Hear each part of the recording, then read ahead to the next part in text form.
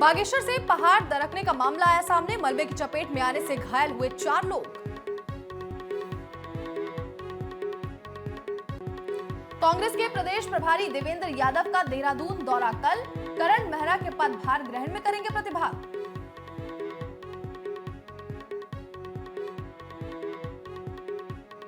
अल्मोड़ा में जंगल से मिला एक महिला का शव। जंगल में लकड़ी लेने गई थी मृतक महिला।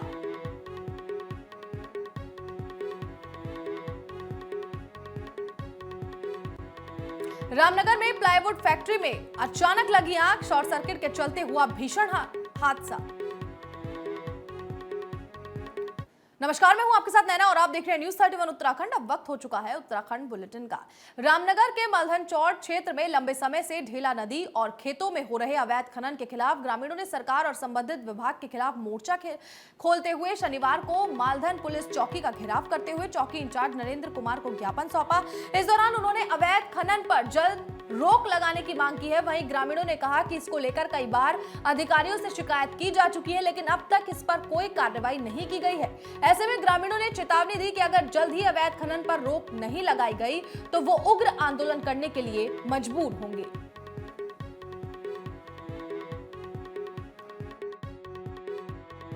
ये गलत तरीके से इनने हमारे खेत में खंबे गाड़े हुए हैं, जो कि हमारी ज़मीन 7.5 एकड़ है। और ये मालधन पटवारी का कहना है कि तुम्हारी हदबंदी यहाँ तक ही है, जहाँ पानी है, पानी से इधर भी तुम्हारी ज़मीन है, उधर भी तुम्हारी ज़मीन है।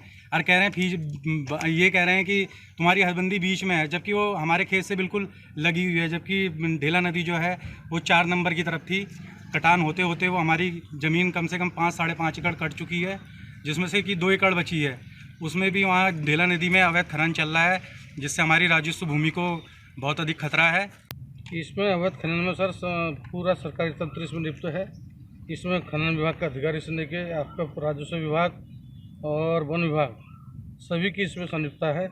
और कई बार इनसे लोगों से शिकायत कर दी और अधिकारी महोदय को प्रार्थना पत्र भी दिया, उसके बावजूद भी इसमें कोई उचित कार्रवाई नहीं हुई है। बार बार खाना पूर्ति करने पटवारी और कानून को यहाँ पर आते हैं, नाप के अपनी मर्जी से कब आते कब जाते हैं कोई पता नहीं। ना क्षेत्रीय जनप्रतिनिधियों को इसकी सूचना होती है कि कब आ रहे हैं और कब इस भूमि को नापना है। ग्राम मालधन चौड़ में ढेला नदी से हो रहे अवैध खनन के खिलाफ शनिवार को ग्रामीणों ने मालधन पुलिस चौकी पहुंचकर चौकी इंचार्ज नरेंद्र कुमार का घेराव करते हुए क्षेत्र में अवैध खनन पर तत्काल प्रभाव रोक लगाने की मांग की। ग्रामीण कहना है कि कई बार जिलाधिकारी सहित एसडीएम रामनगर के अलावा खान विभाग के अधिकारियों और वन विभाग के अधिकारियों को अवगत कराने के बावजूद भी आज तक अवैध खनन यहाँ नहीं रुक पाया। ग्रामीणों ने कहा कि वहीं खनन माफियाओं द्वारा उनके खेतों में भी अवैध खनन लगातार किया जा रहा है। पॉपुलेट मशीनों का प्रयोग किया जा रहा है। भारी मात्रा में अवैध खनन कर सरकार को भी राजस्व की हानि पहुंचाई जा रही। तो वहीं ग्रामीणों ने कहा है कि अवैध खनन के चलते उनकी जमीन को भी नुकसान होने की संभावना है और उन्होंने इस मामले में राजस्व विभाग और वन विभाग के अधिकारियों पर संलिप्तता का भी आरोप लगाया। वहीं ग्रामीणों ने चेतावनी भी दी है कि यदि उनके गाँव में अवैध खनन पर कोई कार्रवाई नहीं की गई तो ग्रामीण उग्र आंदोलन करने के लिए मजबूर होंगे। रामनगर से राजीव अग्रवाल के साथ कैमरामैन बंटी अरोड़ा, न्यूज 31 उत्तराखंड।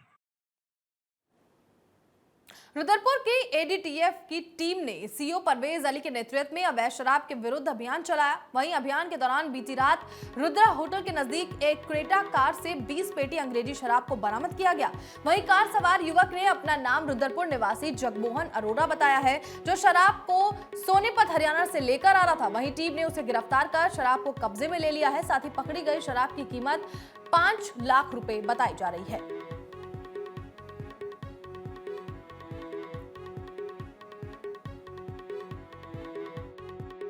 महोदय के आदेशानुसार नशे के विरुद्ध कार्य करने का हमें आदेश मिला था। तो उसके लिए हम ड्रग्स के लिए और इलीगल शराब के लिए कार्रवाई कर रहे थे। तो उसमें एक अभियुक्त क्रेटा कार से दिल्ली और हरियाणा के रास्ते से ड्रग ये लेकर आते थे, इलीगल शराब। हाई ब्रांड शराब है ये, जो बहुत महंगी कीमत की है, जिसकी कीमत लगभग 20 पेटी थी। उसके अंदर 20 पेटी शराब की, जिसकी कीमत लगभग 5 से 6 लाख है एमआरपी के हिसाब से, जो कि एक बहुत बड़ी कालाबाजारी थी। तो हमारी टीम को एक बहुत बड़ी। चमोली में प्रधानमंत्री कार्यालय के उप सचिव मंगेश घिरलियाल ने बद्रीनाथ पहुंचकर मास्टर प्लान के तहत किए जा रहे विकास कार्यों का स्थलीय निरीक्षण किया। इस दौरान उन्होंने प्रस्तावित निर्माण कार्यों को लेकर जिलाधिकारी और अधिकारियों के साथ चर्चा करते हुए समय के साथ काम पूरे करने के निर्देश दिए। वहीं जिलाधिकारी हिमांशु खुराना ने बताया कि पूरे प्रोजेक्ट के काम 3 चरणों में पूरे होने हैं। वहीं इस मौके पर डीएम ने हेमकुंड जाने वाली गोविंद घाट से पुलना सड़क का भी निरीक्षण किया है।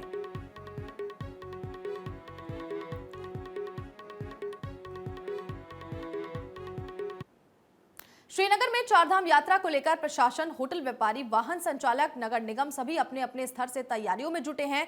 आज इन्हीं तैयारियों और यात्रा को लेकर रोड मैप तैयार करने के लिए पुलिस ने यात्रा से जुड़े सभी अधिकारियों से बातचीत की। इस दौरान बैठक में ट्रैफिक, पार्किंग की कमी, अतिक्रमण सबसे ज्यादा हावी मुद्दे रहे। वहीं मीटिंग में इस बात पर भी सवाल उठे कि फुटपाथ पर 60 दुकानें किराए पर दी गई हैं, जिससे बाजार क्षेत्र में ट्रैफिक की समस्या उत्पन्न हो रही है।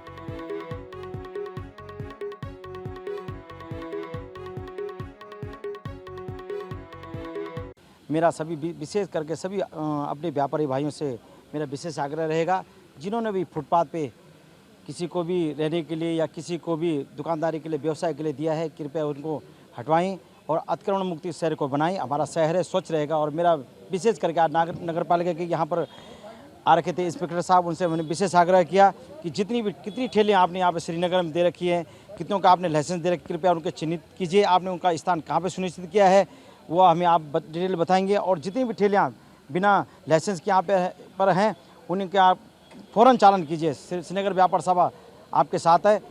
और मेरा विशेष आग्रह पुलिस प्रशासन से भी मैंने ये विशेष आग्रह किया है कि अब यात्रा सीजन शुरू होने वाला है और हमारे कोरोना काल में काफ़ी व्यापारी टूटा हुआ है और जितने भी होटल व्यवसाय हमारे नेशनल हाईवे पे हैं वह उनके व्यवस्था ऐसे करवाएं कि अगर पार्किंग के अगर उनकी व्यवस्थाएं हो जाए, अगर हमारे यात्री यहाँ पर रुके, होटल का व्यवसाय बढ़िया चले, ये भी हमारे उनकी तरफ विशेष ध्यान रहेगा। अपने व्यापारियों की तरफ हमारा विशेष ध्यान इस ओर भी रहेगा। इस बार उम्मीद की जा रही है कि यात्रा काफ़ी ज़ोर शोर से चलेगी, तो उनको भी कोई दिक्कत ना हो और जो लोकल ट्रैफिक है वो भी हमारा स्मूथली चलता रहे। तो उसके लिए हम लोग आज बातचीत की, तो कई सुझाव आए हैं, उस पर हम लोग गौर करेंगे। लेकिन मेनली ये कि हम लोगों को थोड़ा यहाँ पे, क्योंकि रेलवे की वजह से यहाँ पे थोड़ी दिक्कत ही आएगी। GNTI जो ग्राउंड था वो रेलवे के द्वारा एक्वायर होने के बाद जो है हमारा जो वहाँ पे जो पार्किंग थी वो अब नहीं हो पा रहे वहाँ पे। तो उसके लिए हमने आवास विकास का एक जगह है जो SSB के सामने है, काफ़ी जगह है और विदाउट पेड पार्किंग है वो, उसको हमने चिन्हित किया हुआ है टेम्परेरी तौर पे। तो जो रात को हमारे पास जो भी इस तरह की जो गाड़ियाँ ट्रैफिक, जो भी यात्रियों की गाड़ी हमारे यहाँ श्रीनगर में आएंगी, उनको हम उस आवास विकास की पार्किंग में खड़ा करने के लिए ये निर्णय लिया। गर्मी का सीजन आते ही जहां वन विभाग के सामने वनों को आग से बचाने की चुनौती रहती है, तो वहीं खतरनाक सांपों का आबादी वाले इलाकों में घुसना बड़ी समस्या बन जाता है। ऐसा ही एक मामला देहरादून से सामने आया है, जहां भोगपुर गांव में एक व्यक्ति के घर में सांप घुसने की सूचना पर वन विभाग को मिली, तो वन विभाग की रेस्क्यू टीम तुरंत मौके पर पहुंची और सांप को पकड़कर जंगल में छोड़ा। इस दौरान रेंज अधिकारी नथीलाल डोभाल ने आमजन से अपील करते हुए कहा कि अगर किसी भी व्यक्ति के घर में सांप घुस आता है तो इसकी सूचना तुरंत वन विभाग को दें और सांप के साथ बिल्कुल भी छेड़खानी ना करें।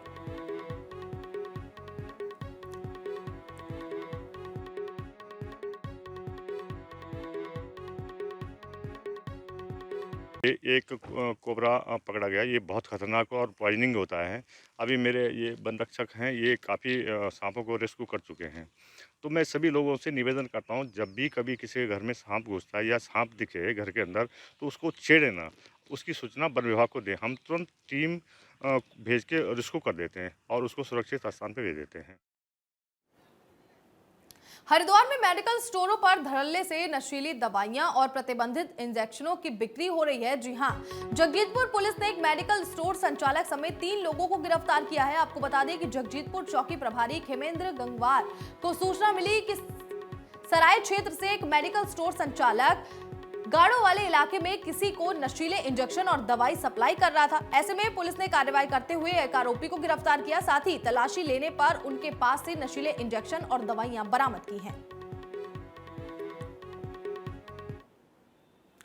उत्तराखंड के मुख्य सचिव डॉक्टर एस संधू एक दिवसीय भ्रमण पर पिथौरागढ़ पहुंचे, जहां उन्होंने विकास भवन सभागार में जिले के अधिकारियों की बैठक लेते हुए जिले के विकास कार्यों की समीक्षा की और अधिकारियों को जरूरी दिशा निर्देश भी दिए। इस दौरान कार्यों की धीमी गति को लेकर अधिकारियों को फटकार भी लगाई। साथ ही मुख्य सचिव ने जिले के मुनस्यारी का भी दौरा किया। इस दौरान मुख्य सचिव एस संधू ने कहा कि मुनस्यारी में पर्यटन को बढ़ावा देने के लिए जो भी कार्य करने बाकी हैं, उन्हें शासन स्तर पर जल्द किया जाएगा।